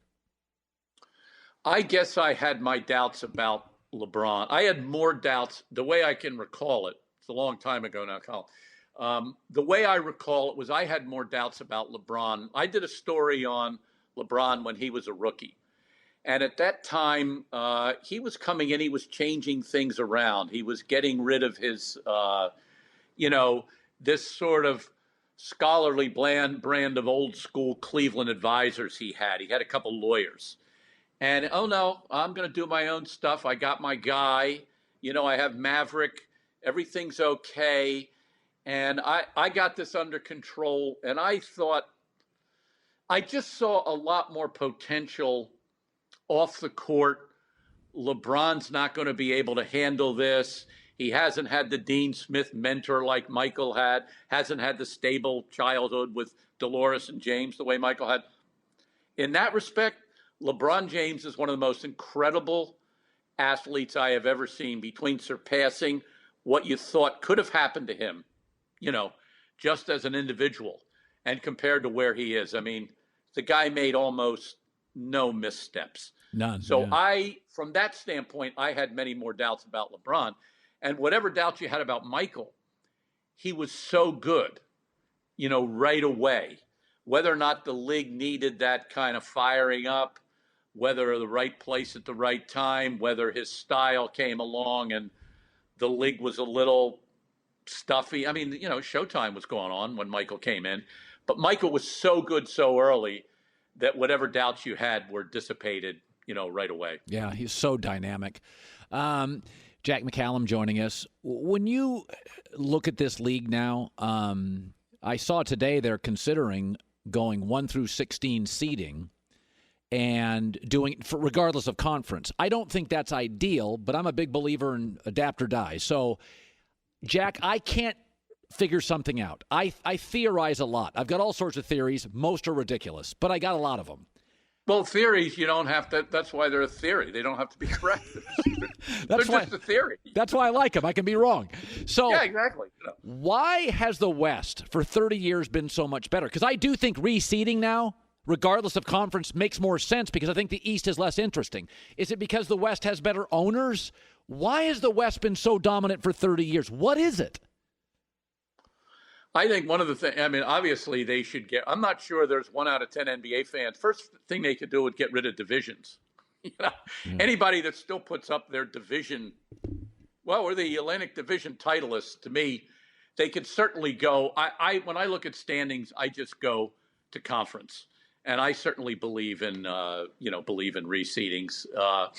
So far as better owners, different owners, I would have to really think about that. The West has an amazing brand of diverse owners during the time. I mean, they have, you had Jerry Buss, Playboy chemist, real estate guy.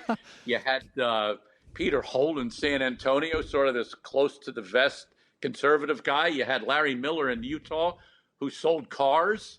I mean, they've done it. If it's owners, they have an amazingly diverse bunch of people that have kept these teams near the top. Beyond that, Colin, I would have a hard time deciding, what it's been basically since Michael departed from the league. It has been a Western Conference league, but I haven't developed a theory on it yet, but when I do, I will let you know what it is. Back to your Dream Team podcast. Jerry Krause was the villain overwhelmingly. Is that fair, Jack? Well, no. I mean, I do not see I was kind of happy and I was surprised that Jerry got that much love. The reaction of the first 4 or 5 episodes of this podcast was pretty much, largely on why are they crapping on Jerry Krause so bad and he can't defend himself, now that he's not with us. And that's valid. I mean, if I write a story about someone who is dead and it's a negative story, yeah, you probably got to pull your punches a little bit because that person is not there to defend themselves.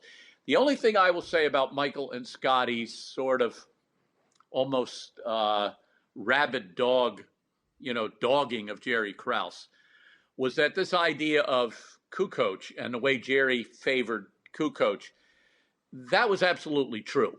Because I remember, times during the 91-92 season going to talk to Jerry Krause, and all he talked about was Kukoc. And I thought that was odd. And Jordan has always had this thing about loyalty. Now maybe it had to be loyalty on Jordan's terms. I'm loyalty to Nike. I'm not wearing the Reebok thing, And his thing with Krause was that this showed some kind of lack of loyalty to talk about this guy who wasn't even on our team, who did not go through these battles with the Pistons and finally win it in 91.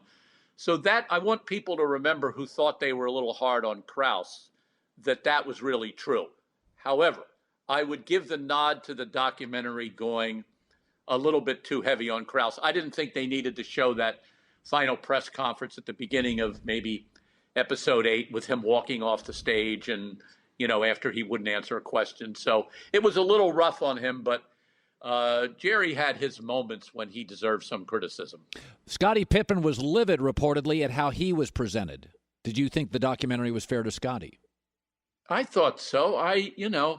It's interesting about the documentary. There was 10 hours of documentary, and there's been 100 hours of, a cottage industry of reacting reacting to it.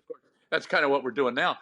I thought Scottie, I thought he came across, pretty well, and they had to cover his the moment when he wouldn't go into the game, and I thought that was Scottie's only bad moment on it.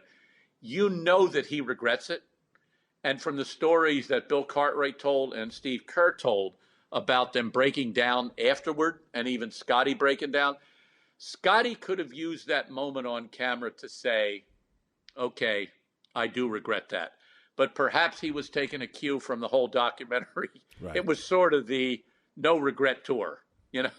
Michael kind of set the tone, and that was the one moment to me Scottie came across badly, but that was Scottie himself doing that. So I thought it was kind of fair to him, but I don't know, when you're the subject of something and when you're in it, I'm sure you've known this, you've probably got criticism that you thought was unwarranted and other people thought it was fair. I'm sure that's what Scottie was, but I thought it was okay, just personally. Okay, they're called the Dream Team tapes. They're available on iHeartRadio. They're getting all sorts of downloads. I went and checked this morning. It's doing very well. Jack McCallum, sports writer and author, in our business, a legend, the podcast, the Dream Team tapes. And it's just been a pleasure. And I love that you're still working and kicking it and doing stuff. And your context is invaluable. And I've been reading you for years, Jack. Thank you. Appreciate it. I want to hear Animal House and the Masters. That's what I can't get out of my mind. You mentioned I totally want to see Green Coats and Animal House. That I would pay to see. Great seeing you, Jack. Jack McCallum. Good stuff. The Dream Team tapes. Here is Joy Taylor. I love these long interviews. So much fun. Joy Taylor with the news. No. Heard on the news. This is the Herd Line News. Well, Tua has some big shoes to fill as the future of the Dolphins organization. Dan Marino was obviously incredibly important to Miami. He's still the man down there. I actually call him King of the Dolphins. Who does? I call Dan Marino King of the Dolphins. Is that your name? Or Yeah, every time I see him, he loves it. I'm like, King of the Dolphins! And that's what you say to him when you see him? Yeah. And what does he say to that? I mean, he laughs. It's funny. It's a ridiculous thing to say. All right. But I mean it, though. Anyway, there has been a superstar void since Marino has retired. Obviously, there's been some stars. My brother, superstar. Jimmy First Johnson. ballot Hall of Famer. Jimmy Johnson is a star. Ricky Williams. There's been some moments, but Dan Marino's obviously the guy there, and the hype surrounding Tua already has expectations for his career very sky high, especially with a team that's very hungry for success. But even with the pressure of being in Marino's shadow, Ricky Williams says that Tua has the potential to be a big part of what it means to be a Miami Dolphin for a long time. Dwayne Wade also weighed in on it, obviously a superstar in South Florida and a legend there. He said if the Dolphins get it going, it's going to be a Dolphins town. We did as much as we could to make it a basketball town, and the Miami Heat is there to stay, but let's not get it twisted. Florida is football. Once they get their bleep together, they're going to be bigger and bigger. But for those Heat guys, Bam Adebayo, Tyler Hero, it's going to be a battle for him, and he's got to earn it. It has somewhat swayed into a Heat town because of the recent success. Well, they've had stars, too. Right, but I would agree with Wade. At the core of it, it's a Miami town. Obviously, we had the unfortunate passing of the legend of Don Shula, who established the winning culture and everything in Miami and South Florida. But winning is what matters. We talk about this all the time in Los Angeles. Miami is a place, it's a fun place to live. There's a lot going on. There's sunshine, there's beaches, there's stuff to do. It's international. You use your entertainment dollar wisely when there's a lot to do. When there's not a whole lot going on in town, you're the only show in town, everyone knows where you're going. That doesn't mean there's not hardcore fans there, but if I have the option of watching a game that they're probably not going to win at the Tiki Bar or going to the stadium. The difference between LA and a Miami. when you compete against the weather, the beach, and the beautiful people. Fans love their team, but the minute you're average, they're out. In Cleveland, you can be crap for 20 years. What else is there to do? But in Miami and L.A., the minute you're average, I got a beach, it's 79 degrees, aqua water. I'm out. It's hard to compete with. And if there's another show in town that is competitive, for example, the Miami Heat, that's where all the city's energy is going to go. I've never understood people bragging, I'm a great sports town. That just means you have nothing else to do. The places that have a lot to do beyond sports, they bail on crappy products. I don't like the fan police anyway. Like, at the end of the day, this is entertainment. Like, that's what sports is. You don't get like extra fan bonus points if you show up and watch a terrible team. Like, we give you credit, but that's about it. But I do think it comes down to this with Tua and Miami. Tua already has the star power. We know that. He's got the jersey sales. He's got the buzz. We talk about him all the time. We were talking about him before the draft. There are some expectations on him. But if he goes out and wins it, it's his for the taking. And you were talking about it last week. USC, University of Miami. There's just certain places where if you've got a star, it puts you on another level. Part of the reason why LeBron came to Los Angeles. It's just what it is. It elevates you already. So he has a platform. He's just got to do the winning on the field. So Tom Brady announced he will release a documentary about his career called Man in the Arena in 2021. Producer Gotham Chopra explained to Albert Breer, the series will not follow Brady the way that The Last Dance followed Jordan during his final season. Each of the 9 episodes will focus on one of the Patriots' Super Bowl seasons. Oh, that's it. That's a smart way to do it. That's interesting. He expects that Brady's personal life to be only addressed in how it affected him as a player. So maybe not so much of the personal life influence in the documentary, more football stuff. Now I'm into it. And he said that they will address Spygate and Deflategate. I think I should be brought in to ask those questions because I think I'm America's anchor man. America's true journalist. I think people look at me as America's media icon. Yeah, that's exactly what I am. Yeah. America's media icon, I think, is well framed and timely. I mean, not to gas you up, but I do think it would be fair for them to have you come in and ask questions. Yeah, and most America loves me, so I wouldn't get in the way of it. He said he's very candid and he's willing to speak about stuff. The interview process is already underway. Drew Bledsoe is the only one that they've landed so far. That's it? One Belichick interview? is on one interview that they've landed so far. Remember, this isn't coming out until next year, so they got a little time. I'm available. Colin is available. He has some extra time on his hands. Not having me and Tom Brady's, this would be like in Michael Jordan. It would be like them doing a Russell Wilson documentary and not having you in it. It's ridiculous. It would be like not having Pippen in the MJ documentary. I mean, it would be egregious. Exact same thing. Belichick is on the list of people they will pursue, and there's no plans to include the 2020 season with the Bucs at this time because they're focusing on the Super Bowls that have been won. So it's kind of interesting. It's a different approach. It's not going to be exactly like the MJ I'm not petty, but if I'm not in it, I'm not watching. Finally, Andre Drummond is giving back during this hard time. At a restaurant in Florida over the weekend, he left a $1,000 tip. I saw that. On a $164 check. Love the him. waitress said she didn't know who he was until she went to close out the bill, and she said she was shaking and had tears of happiness when she saw how much he had tipped her. Love it. Chad Johnson also did the same thing at a Florida restaurant. He left a $1,000 tip on a $37 tab, and he wrote a little note. Congrats on reopening. Sorry about the pandemic. Hope this helps. I love you. Love it. Every time somebody does that, we should put it on our show. It's very sweet. Andre Drummond, thank you very much. You have class. I don't know Andre Drummond, but I'm watching. I like him now. That is awesome.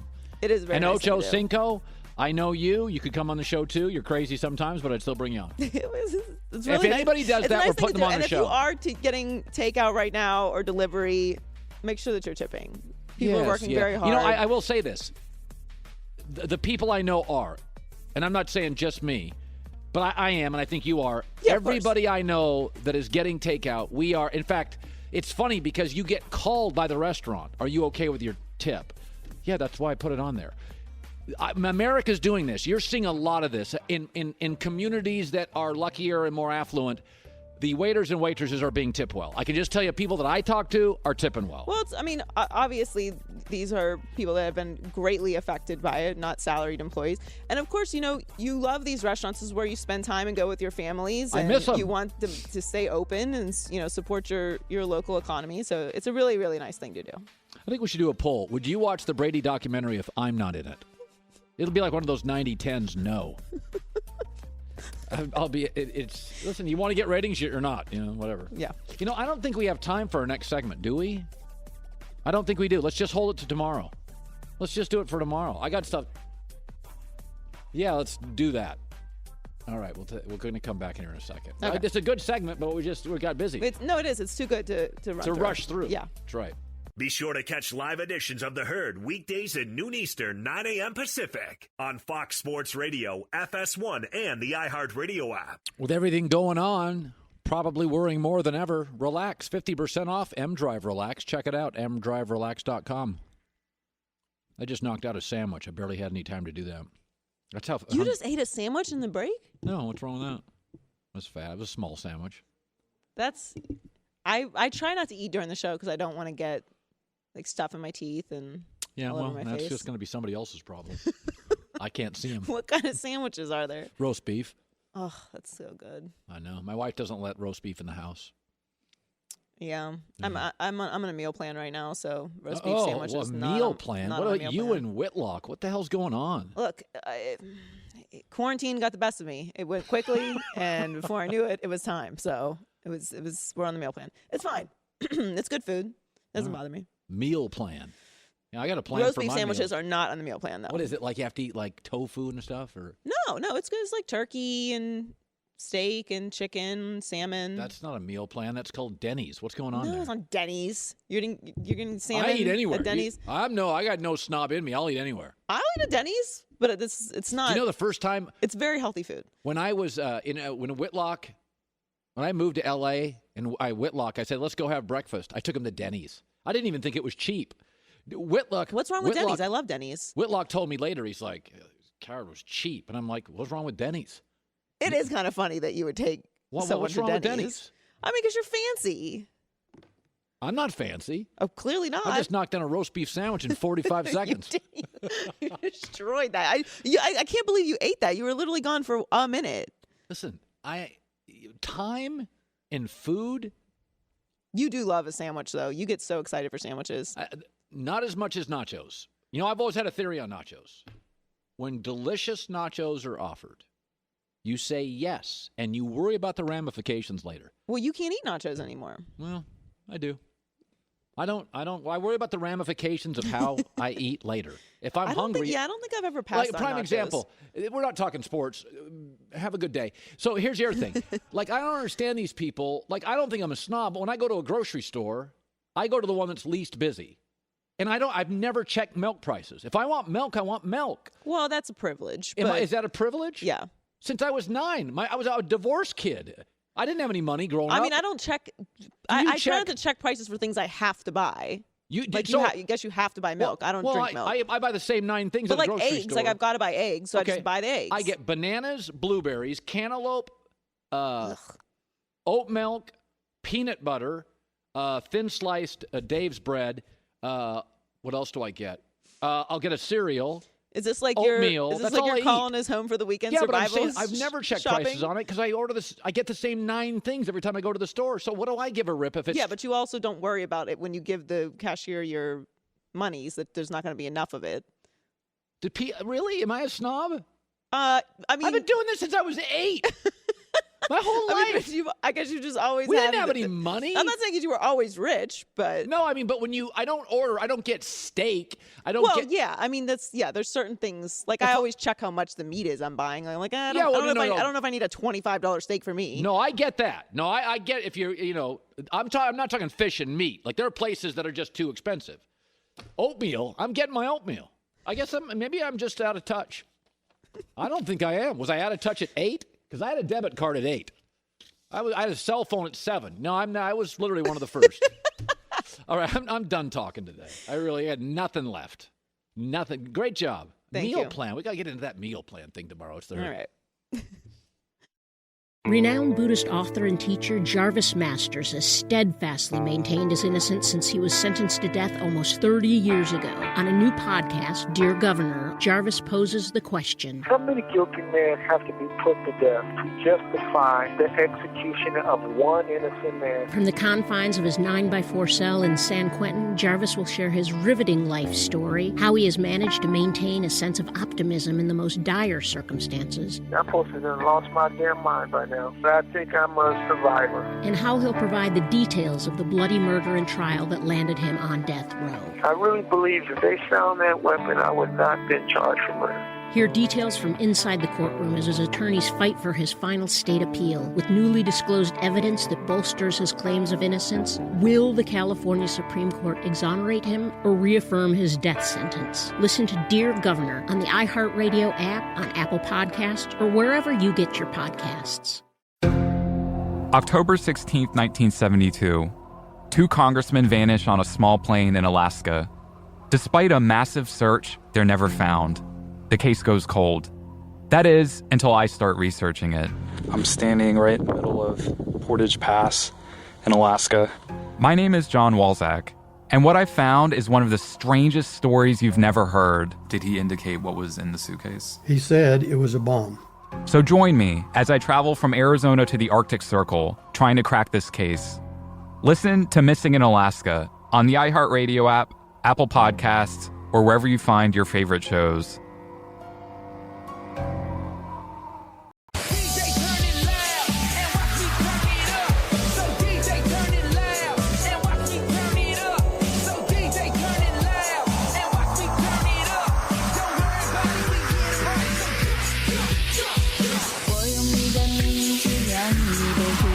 和对的甘愿，也会哭的情愿。谢谢你。